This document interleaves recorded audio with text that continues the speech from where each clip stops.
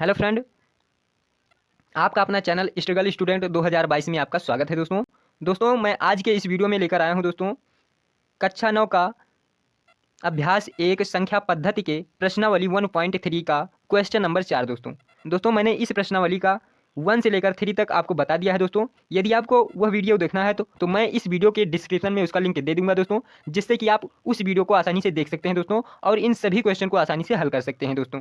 तो चलिए दोस्तों, मैं आपको बताता हूँ क्वेश्चन नंबर 4 किस प्रकार से हल करेंगे। यहाँ पर हमारा क्वेश्चन नंबर 4 कह रहा है दोस्तों 0.99999 को पी अपान क्यू के रूप में व्यक्त कीजिए। क्या आप अपने उत्तर से आश्चर्यचकित हैं? अपने अध्यापक और कक्षा के सहयोगियों के साथ उत्तर की सार्थकता पर चर्चा कीजिए। दोस्तों आपको ये जो संख्या दी गई है इसे आपको पी अपान क्यू के रूप में लिख लेना होगा, वही हमारा आंसर हो जाएगा। तो चलिए दोस्तों, मैं इसे हल करता हूँ और हल करके बताता हूँ कि आप किस प्रकार से इसे पी अपान क्यू के रूप में लिख सकते हैं। दोस्तों यहाँ पर हमारा क्वेश्चन नंबर 4 है 0.99999, ठीक इस प्रकार से दिया गया है दोस्तों। अब इसे हमें पी अपान क्यू के रूप में लिखना है, तो हम किस प्रकार से लिखेंगे दोस्तों? आपको ध्यानपूर्वक देखना होगा कि हम किस प्रकार से बता रहे हैं, तभी आपको यह क्वेश्चन समझ में आएगा दोस्तों। तो यहाँ पर हम लिखेंगे दोस्तों, माना x बराबर 0.99999 ऐसे, ठीक है दोस्तों। यहाँ पर दोस्तों आप इसे ये भी लिख सकते हैं 0.9 पर बार। इसका मतलब यह है दोस्तों कि यहाँ 9 जो लिखा गया है ये कई बार लिखा गया है। तो यहाँ पर कुछ इस प्रकार से ये हो जाएगा दोस्तों। इसे हम समीकरण 1 मान लेंगे, ठीक है। यहाँ पर हम इसे समीकरण 1 मान लेंगे दोस्तों मैंने आपको बता रखा है कि यहाँ पर यदि 0.1 अंक के बाद है तो हम 10 से गुणा करेंगे, 2 अंक के बाद हो तो 100 से गुणा करेंगे, यदि 3 अंक के बाद हो तो 1000 से, 4 अंक के बाद हो तो 10,000 से दोस्तों। उसी प्रकार से आपको संख्या में गुणा कर लेना होगा दोस्तों। तो यहाँ पर दोस्तों 1 अंक के बाद है दशमलव, तो हम संख्या में 10 से गुणा करेंगे। तो यहाँ पर लिखेंगे दोस्तों, दोनों पक्षों में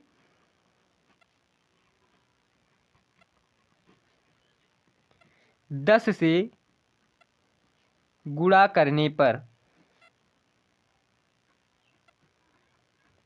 तो हम करेंगे दोस्तों यहाँ पर जब इसमें 10 से गुणा करेंगे तो हो जाएगा हमारा 10x। इसमें जब 10 से गुणा करेंगे दोस्तों तो एक अंक जो है यहाँ पर आ जाएगा 9.9999। तो यहाँ पर हम समीकरण इसे 2 मान लेंगे, ठीक। अब क्या करेंगे, समीकरण 2 में से समीकरण 1 घटा देंगे। यहाँ पर लिखेंगे समीकरण 2 माइनस समीकरण 1 करने पर, हम यहाँ पर इस प्रकार से कर लेंगे दोस्तों, ठीक है। अब जब 10x में से हम x घटाएंगे तो हमारा हो जाएगा 9x का। लेकिन यहाँ पर देखिए दशमलव के बाएं तरफ वाला 9 दिया गया है और यहाँ पर दशमलव के बाएं तरफ 0 दिया गया है। जब इसे हम घटाएंगे 9 में से 0 गया तो हमारा 9 आ जाएगा। और इस प्रकार से x बराबर 9, यहाँ पर देखिए 9 जो है गुणा में दिया गया है तो इधर आएगा तो हमारा भाग में हो जाएगा।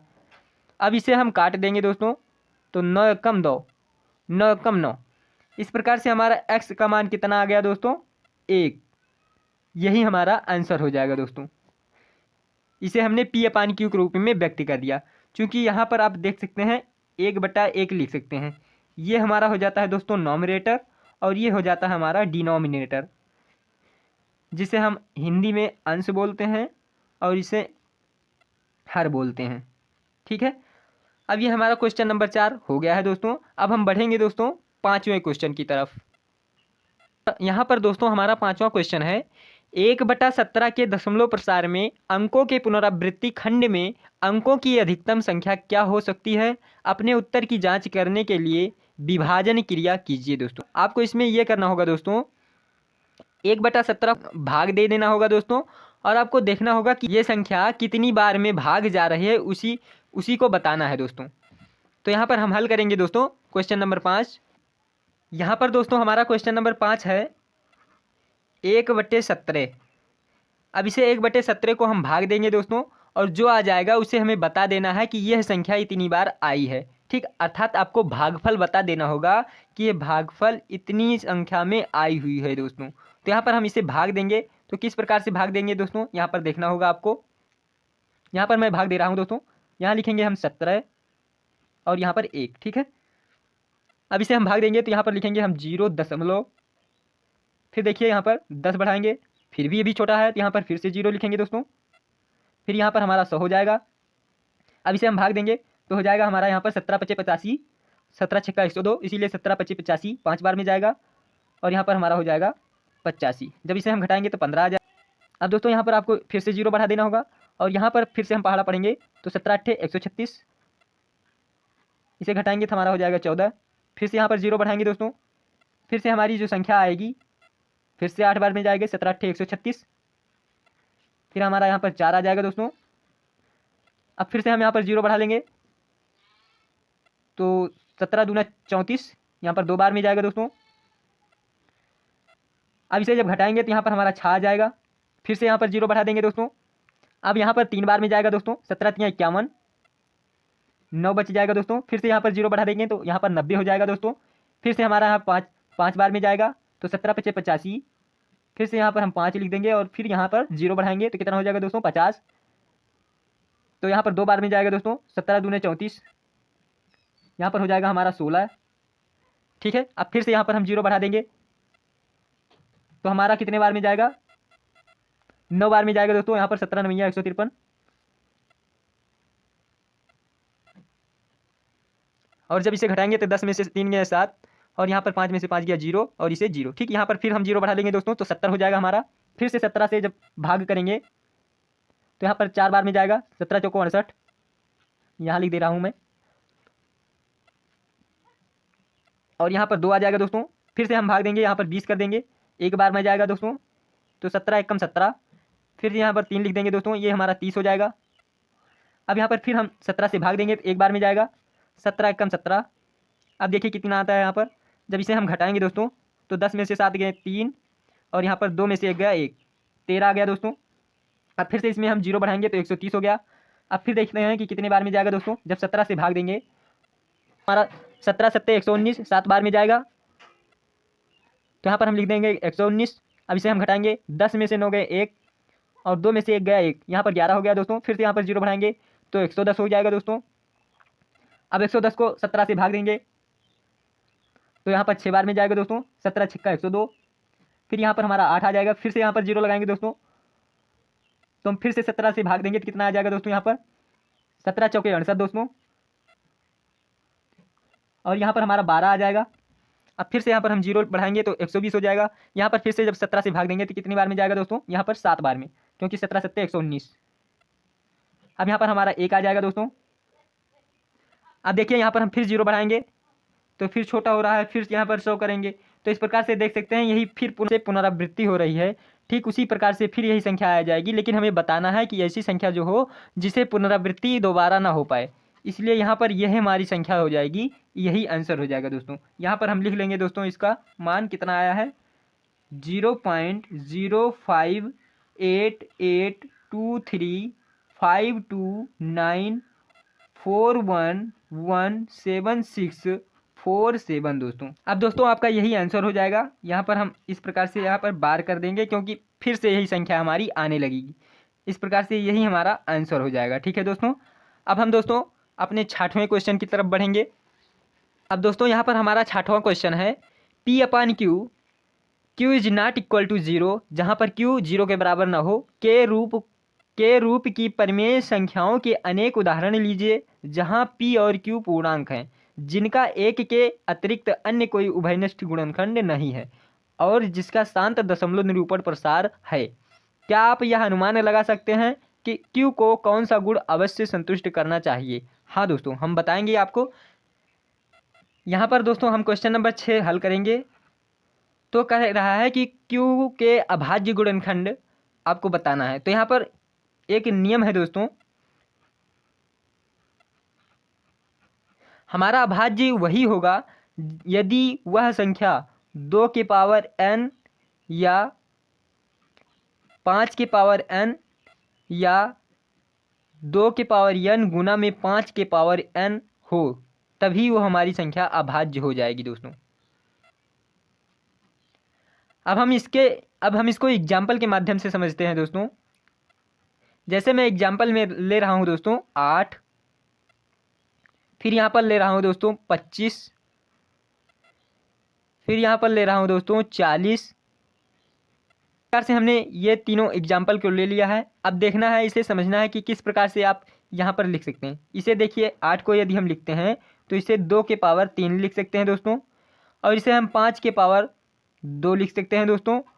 अब हम 40 को लिख सकते हैं दोस्तों 2 गुना में 4 गुना में 5, या इसे और भी लिख सकते हैं दोस्तों 2 गुना में 2 गुना में 2 गुना में 5, या इसे और भी लिख सकते हैं 2 के पावर 3 गुना में 5 के पावर 1।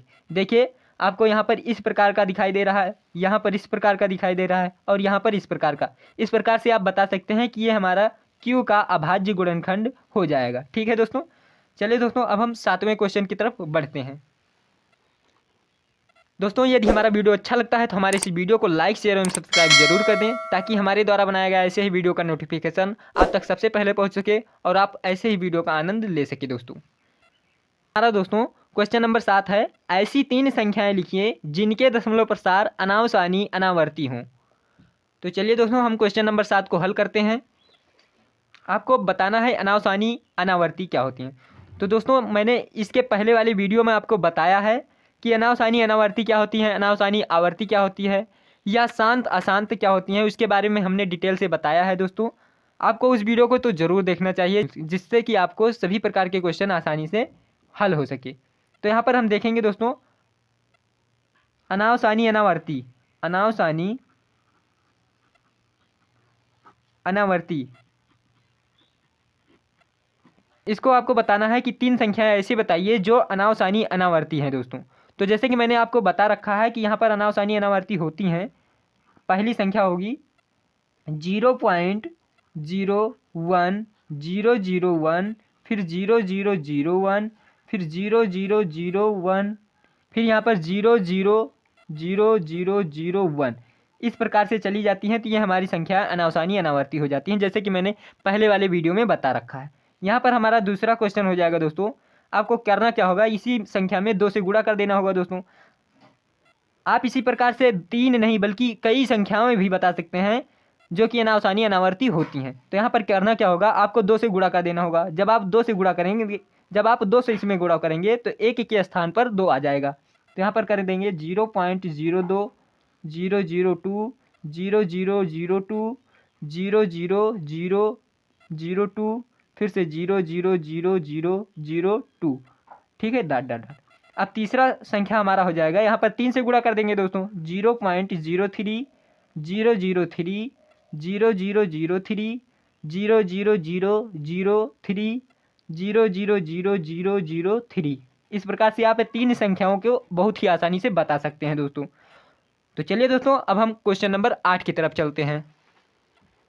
यहाँ पर दोस्तों हमारा क्वेश्चन नंबर 8 है, परिमेय संख्याओं 5/7 और 9/11 के बीच की 3 अलग अलग अपरिमेय संख्याएं ज्ञात कीजिए। तो चलिए दोस्तों हम क्वेश्चन नंबर 8 को आसानी से हल करते हैं।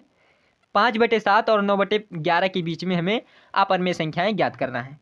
यहाँ पर हमारा 8वां नंबर क्वेश्चन हो जाएगा दोस्तों, 5/7 और 9/11 के बीच अपरिमेय संख्याएं ज्ञात करना है। अपरिमेय, ठीक है दोस्तों, अपरिमेय संख्याएं ज्ञात करना है। संख्याएं तो हम किस प्रकार से ज्ञात करेंगे दोस्तों, आपको देखना होगा। यहाँ पर दोस्तों आपको 5/7 का मान पहले लिख लेना होगा कि 5/7 का मान कितना आएगा। तो इसका मान निकालने के लिए दोस्तों आपको भाग देना पड़ेगा। तो यहाँ पर हम इस प्रकार से कर लेते हैं दोस्तों, यहाँ 7 लिखेंगे, फिर यहाँ पर 5, यहाँ पर हम 0 दशमलव लगाएंगे तो ये हमारा 50 हो जाएगा। दोस्तों पहाड़ा पढ़ेंगे दोस्तों, 7 7 49, जब यहाँ पर घटाएंगे तो 1 आ जाएगा।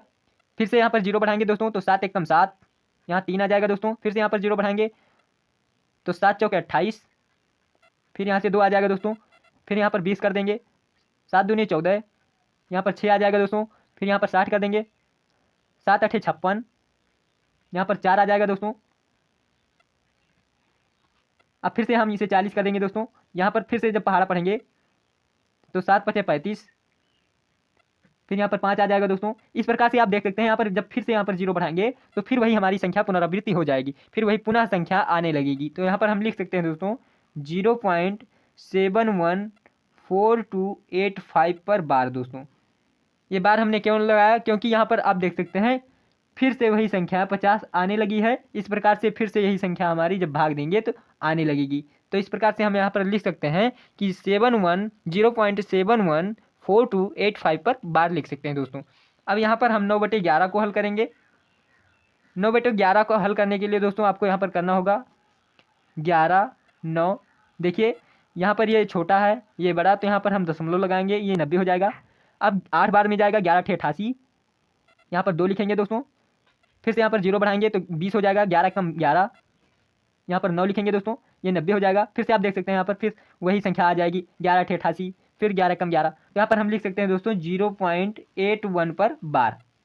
अब आपको इसके बीच का मान ज्ञात करना है, तो किस प्रकार से ज्ञात करेंगे दोस्तों, यहाँ पर हम लिखेंगे 5/7 और 9/11 के बीच अपरिमेय संख्या बराबर, अपरिमेय संख्या बराबर। यहाँ पर देखना होगा दोस्तों, यहाँ पर देखिए 0.7 लिखा गया है, 1 लिखा गया है, और यहाँ पर 0.81। आपको इसी के बीच के संख्या लिखना है दोस्तों। यहाँ पर हम लिखेंगे पहली संख्या जो हमारी हो जाएगी 0.72। यदि हम लिख दे रहे हैं तो ये हमारी जो संख्या हो जाएगी इन दोनों के बीच में आ जाएगी। तो 0.20, फिर 7200, फिर 720000, 72 4 बार 0। इस प्रकार से आप लिख सकते हैं दोस्तों। ये हमारी पहली संख्या हो गई दोस्तों।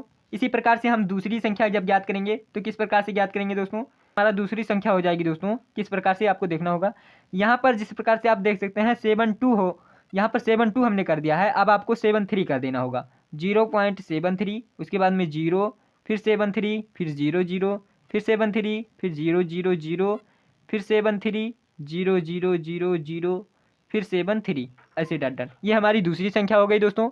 यदि हम तीसरी संख्या लिखना चाहते हैं तो यहाँ पर आपको 4 कर देना होगा दोस्तों। 0.74 0 74 00 74 000 74 000 74।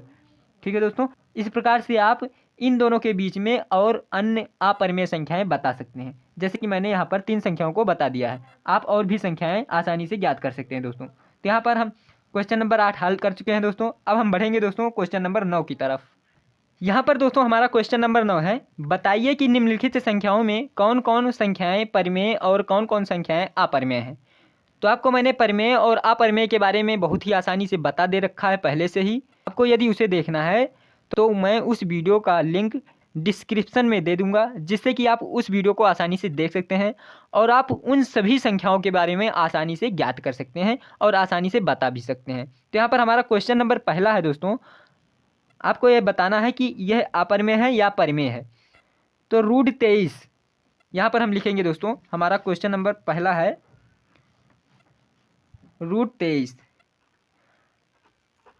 देखिए इसे हम जब हल करेंगे तो इसका मान आप नहीं निकाल सकते। इस प्रकार से हम कह सकते हैं यह हमारी संख्या अपरिमेय हो जाएगी। अपरिमेय वही होती है दोस्तों, बताओ, जिसका हम वर्गमूल नहीं निकाल सकते हैं दोस्तों, वह संख्या हमारी अपरिमेय हो जाती है। या ऐसे भी कह सकते हैं दोस्तों, जिसे हम P/Q के रूप में न लिख सकें उसे हम अपरिमेय संख्याएं कह देते हैं। अब दूसरा नंबर क्वेश्चन है दोस्तों यहाँ पर हमारा 225। अब इसे हम लिख सकते हैं दोस्तों 15 गुना में 15। अब यहाँ पर देखिए जब वर्गमूल के अंदर में दो संख्याएं एक जैसे आ जाती हैं तो उसका हमारा तो वह बाहर जब आती हैं तो हम एक ही संख्या लिखते हैं, यही हमारा वर्गमूल हो जाएगा। अर्थात 225 का वर्गमूल हमारा कितना आ जाएगा 15। इस प्रकार से यह हमारी संख्या परिमेय हो जाएगी। परिमेय क्यों? क्योंकि यहाँ पर P/Q के रूप में इसे लिख सकते हैं 15/1। ठीक है, अब हम तीसरे क्वेश्चन की तरफ बढ़ेंगे दोस्तों। यहाँ पर हमारा तीसरा क्वेश्चन हो जाएगा 0.3796। दोस्तों आपको यहाँ पर दिखाई दे रहा है कि यहाँ पर ना तो बार लगा है और ना ही डॉट लगा है। तो इस प्रकार से आप बता सकते हैं कि यह संख्या हमारी शांत हो गई है और शांत ही संख्याएं हमारी परिमेय संख्या हो जाती हैं। परिमेय संख्याएं, ये भी हमारी संख्याएं परिमेय संख्या हो जाती है। ठीक है दोस्तों, यहाँ पर हमारा चौथा क्वेश्चन है 7.478478 ऐसे डॉट। ठीक है, अब यहाँ पर आप देख सकते हैं कि ये संख्याएं आगे बढ़ती जा रही हैं, यह शांत नहीं है। इस प्रकार से हम कह सकते हैं जो संख्याएं शांत ना हो अर्थात अशांत हो वो हमारी संख्याएं अपरिमेय संख्याएं हो जाती हैं, अपरिमेय संख्याएं।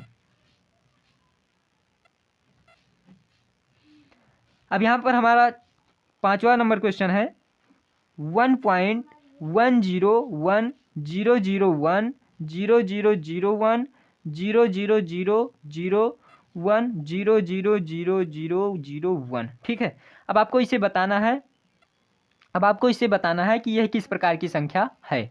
जैसे कि आप यहाँ पर देख सकते हैं दोस्तों, ये हमारी संख्याएं आगे बढ़ती जा रही हैं। इस प्रकार से हम कह सकते हैं ये हमारी संख्याएं अपरिमेय संख्याएं हो जाएंगी, अपरिमेय संख्याएं। दोस्तों आपका यह प्रश्नावली 1.3 पूरा समाप्त हो गया है दोस्तों। अब हम अगले वीडियो में लेकर आएंगे 1.4 दोस्तों। यदि हमारा वीडियो अच्छा लगा हो तो हमारे इस वीडियो को लाइक शेयर एवं सब्सक्राइब जरूर कर दें, ताकि हमारे द्वारा बनाया गया ऐसे ही वीडियो का नोटिफिकेशन आप तक सबसे पहले पहुंच सके और आप घर बैठे ऐसे ही ऑनलाइन माध्यम से शिक्षा प्राप्त कर सकें।